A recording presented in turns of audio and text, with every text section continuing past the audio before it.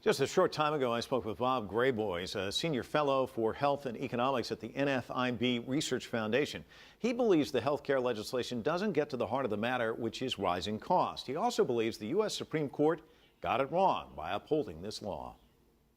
The individual mandate marks the first time in United States history that the federal government had ordered individuals, every individual in the country practically, to purchase a commercial good.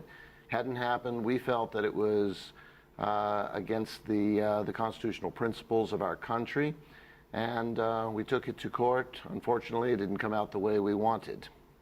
In our report that we just had, somewhere in the neighborhood of 83% of the doctors surveyed said that they've actually considered quitting the business. Does that surprise you? Is that an alarming number to you, or is that kind of dovetail with what you kind of thought? I've seen that survey. I've not had a chance to look at all into the methodology. The number is awfully high, but there are certainly going to be doctors who are going to think about leaving, and there's certainly going to be some who do in fact leave. It's going to be a hardship on them. But you know, when we go back to pre-existing conditions and some of these other issues that were brought up and why people were pushing for this health care reform, what's the answer if it isn't something like this? Absolutely. The answer is we're going to have to do things that get costs down because, as was said in the 2008 presidential election, the problem is it's too expensive. The problem is it's hard for businesses and individuals to afford health care, health insurance, and until we do something about that, we're not going to make it accessible. And that, unfortunately, did not happen in this law.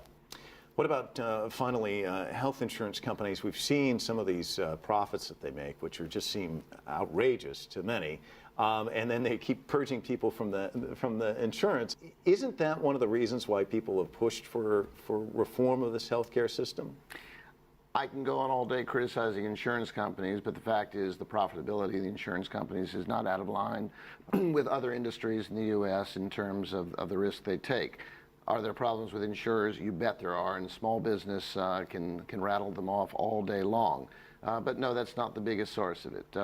What makes healthcare expensive in our country is broad use of technology, good technology, life-saving technology. We have a lot of tough decisions to make about how we can actually do the sort of thing that happened in computers in the 1970s and 80s, where you went from $2 million mainframes down to $50,000 minis and down to $2,000 micros. Those processes simply don't happen in healthcare, and until they do, we're not going to solve these problems. Bob Graboyes, thanks for coming in and talking to us. Appreciate it. Delighted.